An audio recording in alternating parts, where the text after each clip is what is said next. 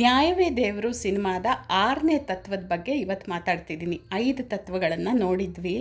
ಅಶ್ವಥ್ ಅವರು ರಾಜ್ಕುಮಾರ್ ಅವ್ರಿಗೆ ಜೀವನ ನಡೆಸೋಕ್ಕೆ ಒಬ್ಬ ಮನುಷ್ಯನಿಗೆ ಬೇಕಾಗಿರೋ 6 ತತ್ವಗಳನ್ನು ಹೇಳ್ತೀನಿ ಅಂತಿರ್ತಾರೆ. ಇವತ್ತು ಕೊನೆಯದ್ದು. ಯಾವುದೇ ಕಾರಣಕ್ಕೂ ಮನುಷ್ಯ ತನ್ನ ತೂಕ ತಪ್ಪಿ ನಡಿಬಾರ್ದು ಅನ್ನೋದು 6ನೇ ತತ್ವ. ತೂಕ ಅಂದರೆ ದೇಹದ ತೂಕ ಅಲ್ಲ. ಅಬ್ಬಾ, ಆ ಮನುಷ್ಯ ಎಂಥ ತೂಕದ ಮನುಷ್ಯ ಅಂತ ಮಾತಾಡ್ತೀವಲ್ಲ, ಅದು ಏನನ್ನು ಸೂಚಿಸುತ್ತೆ? ಆ ಮನುಷ್ಯನ ಘನತೆ, ಗೌರವ, ಅವರು ಅನುಸರಿಸೋ ನೈತಿಕ ಮೌಲ್ಯಗಳಾಗಿರಬಹುದು, ಆದರ್ಶಗಳಿರಬಹುದು, ಅದನ್ನು ಸೂಚಿಸುತ್ತೆ. ಹಾಗಾಗಿ ಎಂಥ ಸಂದರ್ಭನೇ ಬಂದ್ರೂ ಅದನ್ನೆಲ್ಲ ನಾವು ಬಿಡದೆ ನಮ್ಮ ಘನತೆನ ಕಾಪಾಡ್ಕೋಬೇಕು ಅನ್ನೋದು ಇದರ ಅರ್ಥ.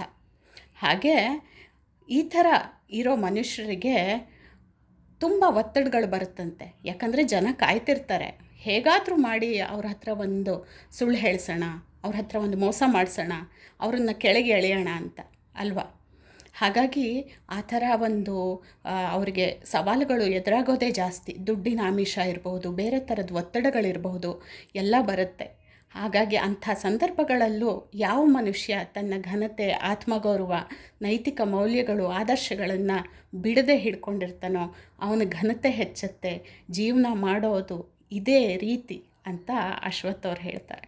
ಎಷ್ಟು ಚೆನ್ನಾಗಿದೆ ಅಲ್ವಾ. ನಾವು ಯಾರ ತತ್ವಗಳನ್ನು ಪಾಲಿಸೋಣ ಅಲ್ವಾ.